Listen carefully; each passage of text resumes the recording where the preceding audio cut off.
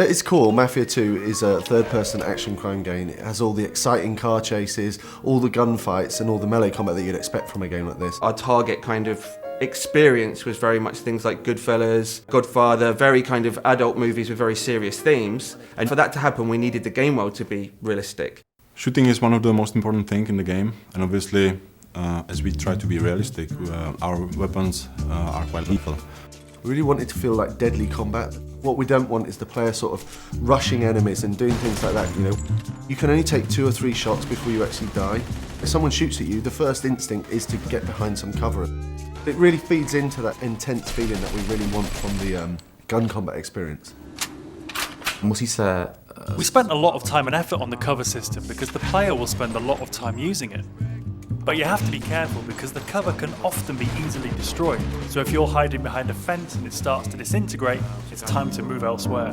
This destructibility was a big thing for us. We wanted to fill the whole city with a massive number of destructible objects, so the player felt that they could pretty much destroy anything. The player can use a wide range of weapons, from pistols to submachine guns. Of course, we had to include the classic Tommy gun that everyone knows from the Mafia movies. We do massive explosions from different stuff, like vehicles can be exploded. With some Molotov cocktails, they'll sort of set fire to the gasoline as it falls on the floor. And all these different things are things that you'd sort of expect from the 40s and 50s weaponry.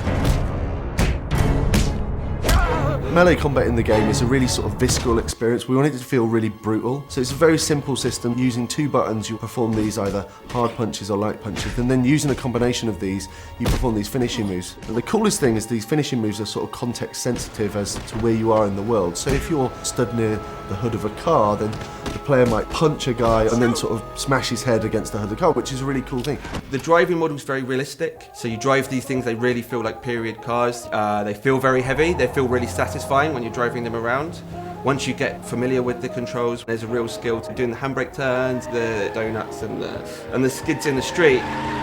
The inspiration for these has been the cars and the car chases that you see in gangster movies. So if you visualise a gangster movie chase, you know, the cars screeching around the corner with the smoke coming off the tyres, guys shooting out of the windows with Tommy guns, this is very much one of the key goals for the driving experience. We've got like a few features in the game which allow the player to sort of like personalise their vehicle. In the body shops you can customise the car at a fair deal. You choose the car that you like the best. You know, I'm going to choose to take this car on the mission because it's better than every other car in the city. I think that's a pretty cool decision to make. Our gameplay is great. We've got shooting, car chasing, everything a game needs, but we also need to link it to the story to create a believable game. We needed to move away from some of the more arcadey conventions that you see in other open world games and focus more on a realistic experience for the player, so the player behaves like a Mafia gangster.